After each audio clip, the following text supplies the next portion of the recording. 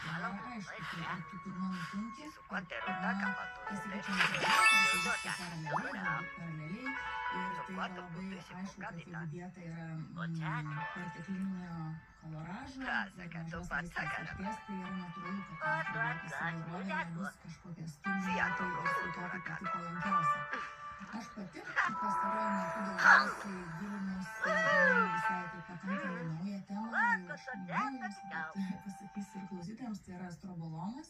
Aš nustebau šito žodžio, galvoju, oi, taip mokslininkai pasiūlė. Думали, амди пикеты дадкиве. Короче, аппетит собрали, супер. Tai tiesiog niekada nebuvo rankos dar turėjau paskutiniu metu tikrai daug šioje tematikoje vyksta, nes mokslas vis dažniau atsigrėžia į moterų sveikatą, nes moteris jaučiasi tokios nuskriaustos, nes klinikinių tyrimų iki šiol buvo vykdoma daugiausia su vyrais ir moteris buvo laikoma tokia maža vyrų kopija. Tai vat aš iš mikrobiotos tematikos tikrai nagrinėjau astrobolomą, tai yra būtent žarnyno bakterijų rinkinys, kuris reguliuoja estrogenų metabolizmą žarnyne. Tai estrogenai šiaip natūraliai moterų organizme patenka kepenis, vadinamas surenkami skruotas, ten yra pamėguojami, tam patirpus tie estrogenai jie keliauja su tilžiniu žarnyną. Ir ten būtent ir dalyvauja žarnyno mikrobiota. Tas yra labai įdomu, kad šitas estrogenų perteklius į žarnyną turėtų sveikųjų nurodos atsiprašymo, nes žarnyną pašalinama tik nuo 7–15% estrogenų. Ir visa kita veikla priklauso nuo būtent tų bakterijų, kurie genai koduoja glukoronidazės ir fatą atskeliančius fermentus, ir jie eina atgal į kraujotaką. Tai turi labai didžiulę reikšmę tiek jauno amžiaus moterims, kurios, tarkim, susiduria su estrogenų pertekliumi, kas yra siejama su arteriozėm, kas yra labai dažna būklė šiuo metu. Ir taip pat lygiai yra labai svarbu vyresnės amžiaus moterims, kurios eina per tą hormoninį pasikeitimą, menopauzinį laikotarpį, kada tas balansas labai svarbus ir padeda sureguliuoti metabolizmą, estrogenų kiekį likusį organizme,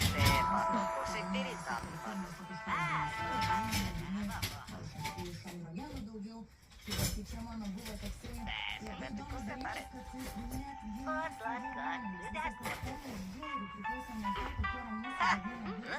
Labai tariant, tai žarnyno gyventojai moteris gali lemti Jo, ir pavyzdžiui, bet yra netgi daryti tie tyrimai įvairiausios, tarkim, tai vyresnio amžiaus moterų, bet jau einant per tą visą premenopauzės, menopauzės laikotarpį, tai moterų žarnyno mikrobiota tampa gan panašiai kaip vyrų, mažėja tirštai ir tai nulėmė būtent sumažėjęs estrogenų ir progesterono kiekis žarnyne. Tai va čia aš buvau įnikus į šitą tematiką, paskutiniu metu man buvo labai įdomu. Ir vat buvo netgi tokių įdomių klinikinių tyrimų, bet probiotika visą laiką man yra tokia įdomi tema.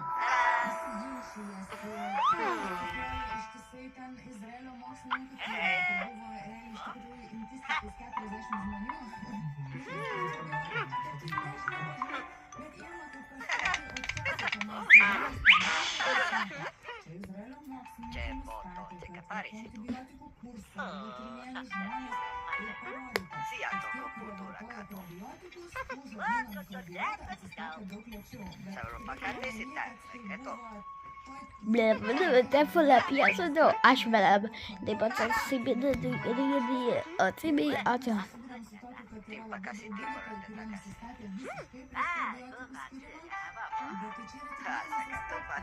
probiotikai ir žarnyno bakterijos turi tiek daug skirtingų funkcijų ir tų tyrimų daugėja. Ir aš pati važinėjau po konferencijas ir matau, kokie klinikiniai tyrimai vyksta. Ir kaip konkrečiai akcentuoja skirtingas sveikatos būklės. Ir kad tam tikri bakteriniai kamienai iš tikrųjų gali būti labai naudingi, bet tai nereiškia, kad mes turim dirbti tyrimus vaistinės pasitaikiusius probiotikus ir bandyti spręsti visas išorės problemas.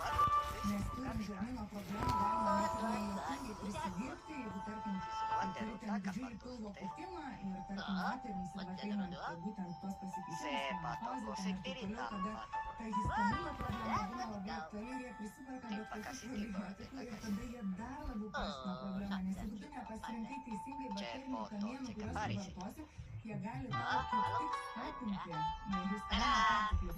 Tai tiesiog aš labai noriu, kad mes būtumėm atviresni šitą temą ir nebūtumėm tokie kategoriški ir nespręstumėm apie viską tai, kad tai tik tais yra kažkoks marketingas, kažkas, nes iš tikrųjų pasaulyje vyksta labai daug kokybiškų tyrimų ir mes...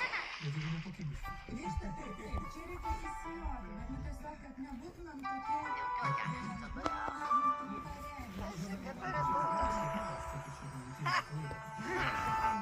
Apie skirtingas kolonas ir galimą poveikį, tai nepaskatys ir neurobiotikai. Tiktais grįžtant į tą žarnyno mikroflorą, pačius gyventojus, mes pokalbį, galbūt verta padiskutuoti apie tai, kad per se pačios bakterijų kultūros, kaip jos atlieka tam tikrą funkciją, tam tikrus junginius, jos yra labiau vertinamos už tai, kad jos formuoja gretutinius veiksnius. Oportunidades aqui. Alternativas. Mas bem que tu é chupando trabalho para dengue, vestidos.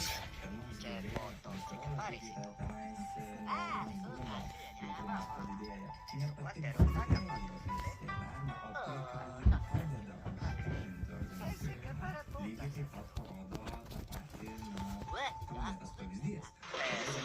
Jeigu mes neatsirandam prie tam tikrų bakterinių sutrikimų bakterijų kultūrų, mes galime padaryti neigiamą efektą. Ir tiesiog atsitiktinai savitarnos vaistinėje lentynoje pasiėmė bet kurias pareklamuotas arba šiaip, nežinau, skonį pasirenkate pagal įpakavimą bakterijų papildus, galim tikrai pasidaryti daugiau žalos, nei kad pridėtinės vertės. Ir šitoje vietoje, tie tyrimų laukai arba gerosios klinikinės patirtys iš tikrųjų yra nuostabios. Tik aš turiu vieną klausimą. Mes šiek tiek nepradedam vėl žiūrėti kaip klasikinių biomedicininių gerąją to žodžio prasme, bet jau perdėdami naratyvų, kad mes bandom iki smulkmės atsikasti prie galimos bakterijų kultūros rūšies kamieno, už ką jis galimai atsakingas, kad nebematom viso didelio paveikslo. Aš ką galvoju, specifinės kultūros jos sąveikauja aplinkoje.